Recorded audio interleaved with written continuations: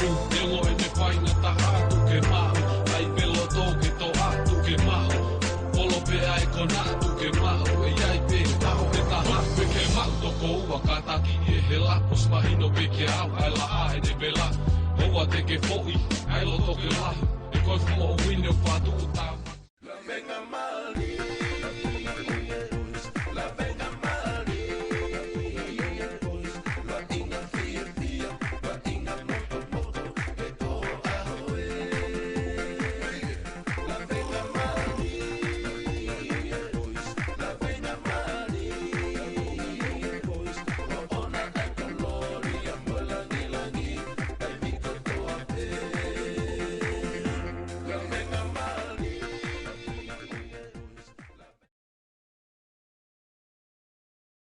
Kore hu fanga tapu, tatali ri motor he Senolo Tonga lo tongalan. Tahan ngai ngau Senolo Tonga o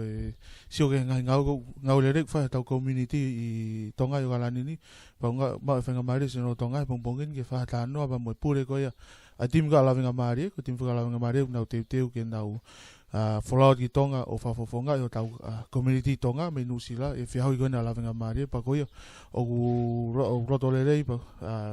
fefia Senolo Tonga ke taltale rei mo whapotanoa pa mo pure koia timba Lavengamalie Fau Mokofisi ko inga ke ne mai ha talanoa mo ki ripoti ke ngau le rei kon nau fai pa mo timi ga Lavengamalie e nau o fakafofonga'i o tau community Tonga Fau maloe ma Lavengamalie pa ato e talamonua Senolo Tonga ka koe pa mo e whanau ke te wholau kon ki he feauhi a Lavengamalie ka ku roto pe Senolo Tonga pa te ki o maha ki puipuitua ki te kon e wholau ai timi ko inga ke sio mai kainga ki ai malo bito whamalat ke Senolo Tonga pe mo e hoik mo kainga kotoa pe ku ulawen koe tapuak mo oni ai ki Lavengamalie koen ke kaua toa he tau proklama Senolo Tonga Iyo koe mone abita feauhi Sione koe tua koe ni koe tua whainga taia koe tau whanua tupuanga pia nai whai mai teu he taimla pia koe ni kua amanaki e ni ke tau mawahayat pa miheni Fau whawhiwhia o pito e mai Lavengamalie pongpongin pa hange pe koe mea tatano koe tim whoken koe timi a Lavenga ko hange pe koe whanongo he ho rea he re tio he po ko tim foko ni une fofonga'i ka toa community ko a tau tolu ko Tonga ni pe me Nu'u Sila ni wa whanau ke me ngai timi u kalapu ke unau kau mai he tua ko ni bon foksione ko e whanau ko ni o kuia e whanau pe me timi a Sione kuia e whanau pe me timi a ria hona old boys kai pe foki he whanau me timi a fuekafa au whawhewhia au pito e nau kau mai he ku os mahino pe ai ki timi ko eni he mau ngai Lauaki ngai tau ko mahiri atu ne mau I Australia ko fakafofonga'i pe Nu'u Sila ne mau I Hawaii ko fakafofonga'i pe Nu'u Sila ba ko ku fia bito e timi Lavengamalie si taitari si fangatoko wa ko kuna feauhi mai mo feauhi mai ki fatake fatongia ko en ke mau lava ki Tonga I ke fakafofonga'i ko me whawhiwhia ia whau ke tāno ke ko hinga whuk hange ko e tāno ane nai ko e timi whoko ni whawhungai tau community sai os mahino pe whoko e faiako a Lavengamalie Sione Lafoou te teu mau pe timi ko uloto ke whaki tāno ke teu kone a timi to ea kau tānak whau mai ke teu kone a timi ke tawhak koia e faiako pa mo e trainer mo mea pe malo pision ko e mahalo ko e mea mahu inga ia o ku kau mai whoki ko fakau faiako foko toko tolu aya ko Sione Lafoou pe mo Sione to mo heloa pe mo Sione Lauaki ko ia ku kai ke lava Sione to mo heloa ko ngai fatongia pe mo ngaahi foki ko e onga tangata ko ni ko Sione Lauaki pe mo Sione Lafoou ko na ua e te mau folawat ki Tonga ko onga faiako ia e whau ka mea whawhiwhia hanga koe tātāno ko kau mai no whanu kau mai whanau me ngai timi kehekehe ke timi a Lavengamalie whawhungai community ko tō mea whawhiwhia te taha whanau kau mai whaka Sione Lauaki he ngāhi koe no whai pa mo te tua koe na timi ko tui koe tapaki lahi anie ke whanau pa mo timi a Lavengamalie ko ngā whaka tangatani koe ke whatāno ke o si ilo mea I kātua pe he tau kainga ai ko te hao sio ke kau mai koe na Sione Lauaki he teu e tau timi malo pito koe o koe ai level makehe o e whamaisino ku hau pia mo e toko taha koe ni o e tau whanga toko wa koe o te whia toko ni mai, o ku training I, o ku fakafofonga'i moves, pia mo ngaahi mea kotoa pe o ku kehe. Ongo I he whanau o ku kehe ai whaunga koe ni, be ngai whaunga ngai tau mai koe. Pia ku whakawhiawhia. Go tui mala koe mea maui ngai aha taha ku au nai au ke tuunga maulunga taha, kune foki mai ke pātolo a ke tare niti. Oi mahu inga foki pa o hanga grana fa malo fa kama Sione ki timi pa hanga lau to hiki e le volo ai fa masio to le volo to fo o wang ka ko to me fa ke to kanga u mahi be fo wa ta u ka tanga ta na fa ka fo mai ke timi Lavengamalie hanga ko ne la mo pa mo fetu vai ni kolo o ku Lavengamalie ta ka tanga ta ni ke na ka mai ki fo lau ko ni pe na mo o pe na to na ngahi kontreki na yo si fai befo ka tala no ki ai pe mo fenga ke ngo tangata ko ni henya Daniela I aho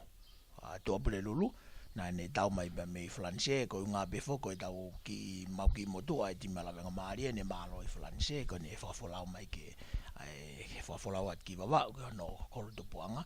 ka ko tu ko ni he kai ke lava Daniela ke folau mo tau tolu he tau ko nga mea ko ni kontureki ba ma pa wang e mare ne foka na pe au ka ko fetu vain kolo kune yo Tonga I ba kune tari mai ai ke hawa tu ai ke mawa wa tu hawa ta ki Tonga fa fifia be to fa ngahi me ta no ke pa kai fo ngata fa fifia sio ke ka mai ngahi fa to me utimi ke he ka ma fo ke to po le rei ma fetu pe mo nela ta fa ki pa ko to le rei ta han to sio to ka mai fa to la mai ta fa ko Sione Lafoou Sione Lauaki ene ka me ta ha me ke fe to kan ke tu mai po po pak ta monu mai timi te ta mo te fo lau ko ki me pe fo ke ta ko fa malo au pito ke Senolo Tonga ko ngai ko ki time coin to at pe fa malo la ki he ngai kalapu ko ni kunau tuku mai nau whanau ke mau folau mo ki mau tolu ko to tala monu pe ke tau ki timu na whafonga Nu'u Sila he koe whonu hau foko tau tori haka pulu te mau folau pe o whai ho mau rere I taha koe o koe ai tau mua mo ka veinga I folau ka kua pau ke vainga wela hiki ai pia koe au kua atu ai whamalo ke ki nau tolu ko ta pene nau toko ni mai he whangi fundraising na mau whakahako Senolo Tonga timi a vaini doves pe foki he kalapu pioneer kawatonga pioneer whakamalo ati ka mautolo pea mo ngaahi lotu pea mo ngaahi tokoni ku mo whai mai ke ki whanan koin koe teo wholau pea ko whakatawange te mau whai ho mau rere I taha koe hai kuanga koe mea iau tau mau inga ki ai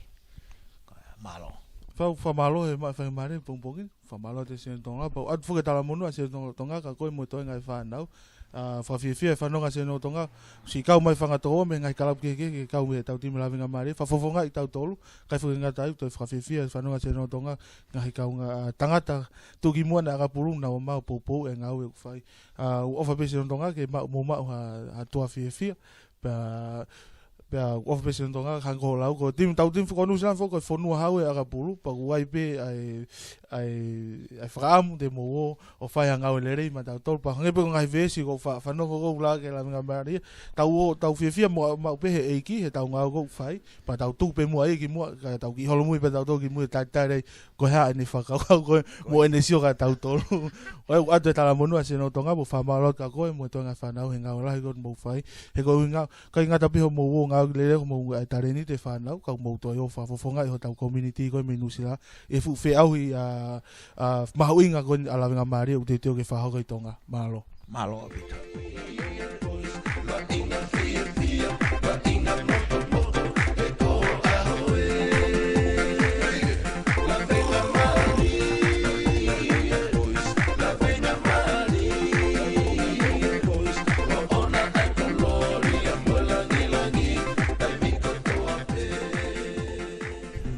Ku ada ki tala molu ke timi te folau ko ki Tonga Lavengamalie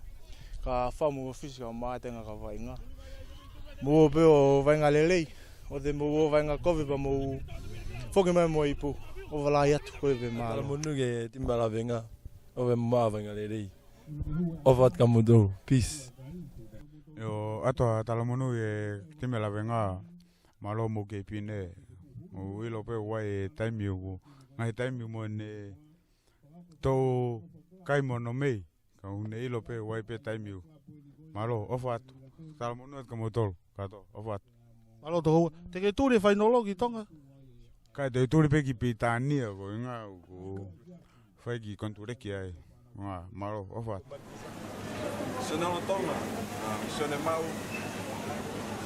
Just want to shout out to the Lavenga team who's going to Tonga for the competition. You know, all the best, and hopefully we're going to take the prize and come back. Thank you so much. Senolo Tonga. Senolo Tonga. Beni ki piao. Tau monu beni ki ma. Sega tau ki Tonga. Show feel. Now monu ki Tonga kainga. Buka bongbong, Fau Mokofisi,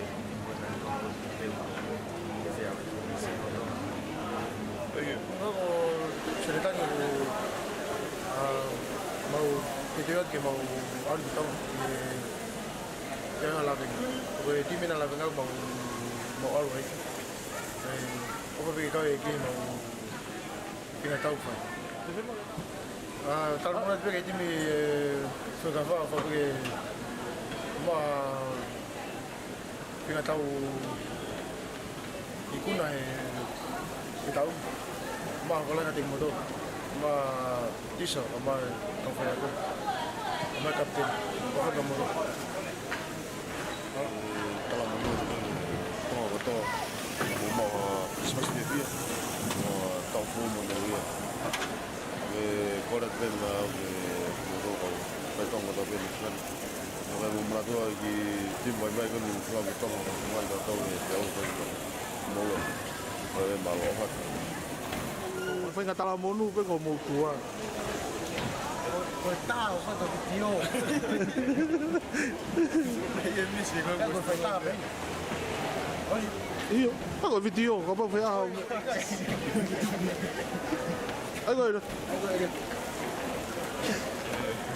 Ai wa. Mana ke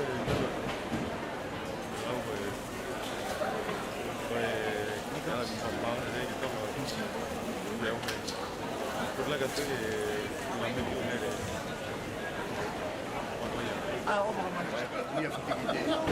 Hey Dave. Tá vindo?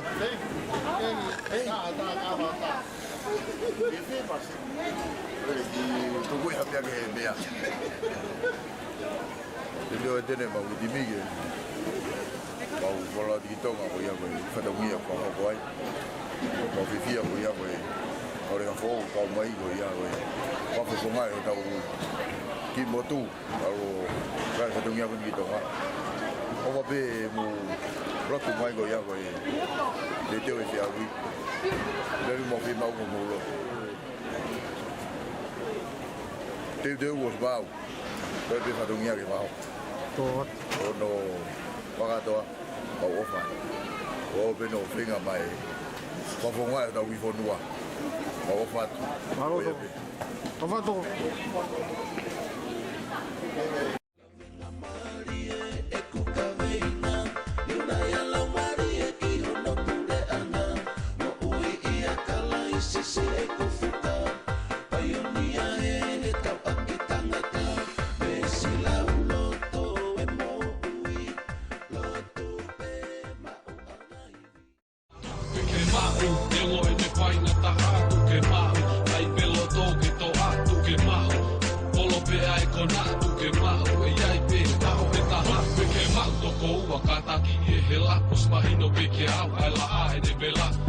Teke foki, ai lo toke lahi, e koe fumo o wine o whātuku tāma.